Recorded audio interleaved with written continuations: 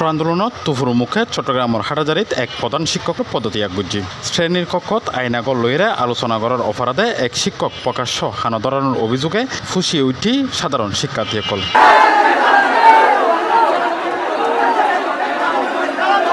এই ঘটনা কেন্দ্র করে আগস্টের 21 তারিখ বুধবার দুইজে উপজেলা ছাড়িয়া উচ্চ বিদ্যালয়ত হামলা ও ভাঙচুর চলাই শিক্ষার্থীরা। পরিস্থিতি নিয়ন্ত্রণ টানে সেনাবাহিনী ও পুলিশ।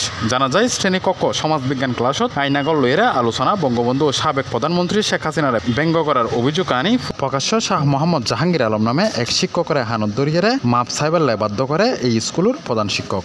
আমাদের স্কুলের শিক্ষক কেন হয়রানি হবে, সেই জন্য আমরা আজকে জোরদার দাবি জানাচ্ছি যে হেড স্যারের পদত্যাগ এবং ওনার সাথে যারা জড়িত ছিলেন তাদের পদত্যাগ। হ্যাঁ, একটা স্যারে যখন বলছে একটা স্যারকে জিজ্ঞেস করছে, ওনারা বইয়ে বলে দিছে, তাহলে এটার জন্য বাচ্চাদের উপরে এরকম হবে। আমি বাসা থেকে চলে আসছি, রান্না বান্না করি, আমার ছোট বাচ্চা রেখে আসি, তাহলে এগুলো কি রাজনীতি করার জন্য দিছি?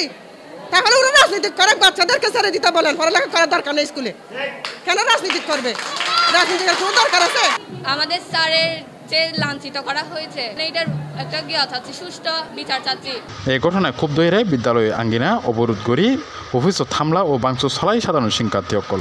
অভিযোগ প্রধান শিক্ষক শফিউল আজমর পদত্যাগ লইরে স্লোগানে ছাত্র জনতা জামায়াত হয় ওই বিদ্যালয়ের মাঠত মেদি। পরিস্থিতি নিয়ন্ত্রণ থানিলে ঘটনাস্থল সেনাবাহিনীর টিম, থানা, পুলিশ ফোর্স উপস্থিত হয়।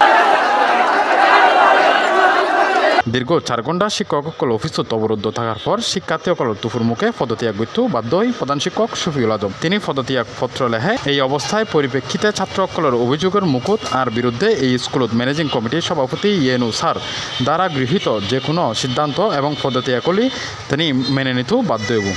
আমাকে প্রধান শিক্ষকের যে আমাকে জুতা পিটা করে বাইর করে দিবে আর আসতে দেবেন স্কুলে, এটা আর যে আমাকে কান টানা গাবেছে, এই দুটা বিষয়, এই দুটা আমি আপনাদের মাধ্যমে আমি বাংলাদেশ সরকারের কাছে জানাই, আমি তৎপর সরকারের জানাই, আপনাদের মাধ্যমে আমি এটার বিচার চাই। এখানে যেন এই ধরনের কোনো শিক্ষকের লাঞ্ছিত করতে পারেন না পারে। Shoebur Rahman, C+ TV, Chittagong.